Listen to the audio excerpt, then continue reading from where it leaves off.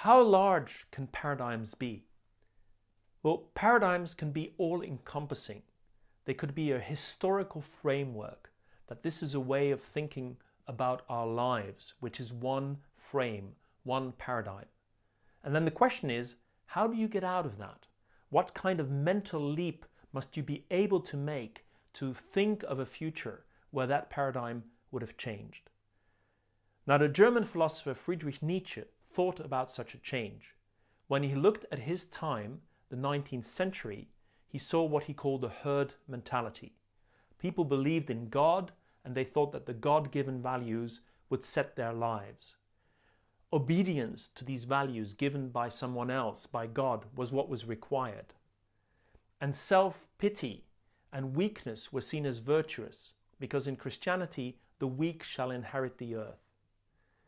And the good was defined reactively against evil. So in Christianity, a lot of the talk is what the evil person does, what the devil does. They're terrible people and they do all these things. And as a reaction, we are good because we're not evil.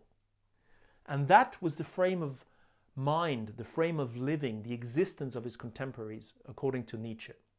And Nietzsche's great project was what he called a re-evaluation of all values.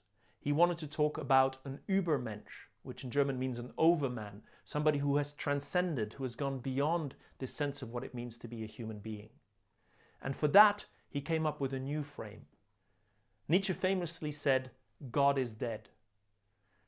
Woody Allen said, God is dead, Nietzsche's dead, and I don't feel so good myself. So how do we escape this current frame, this herd mentality? Nietzsche famously said God is dead, by which he meant that the God-given values are gone. We need human values to replace them. We need to decide what we care about as humans. Then it's no longer about obedience, but it's about making our own decisions and having the strength to make these decisions, to follow through. It's no longer about self-pity and weakness that are virtuous, but about pride and strength, just as it was for the ancient Greeks. And instead of defining the good reactively against somebody else who would be evil, why don't we just say we are good and we don't care so much what the other people do? Because of our own values, we think this is good. And if you have human-based values, making your own decisions, and being strong and proud of your strength, and believing in your own sense of good, you have what Nietzsche called this overman, this Übermensch, transcending this fundamental frame.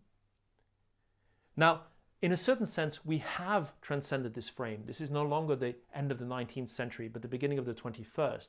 But it's taken us more than a century to shift from this kind of reactive way of living to this active way of living.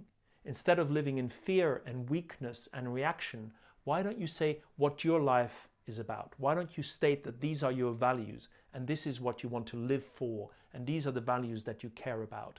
And then you have the strength and the pride to believe in these values.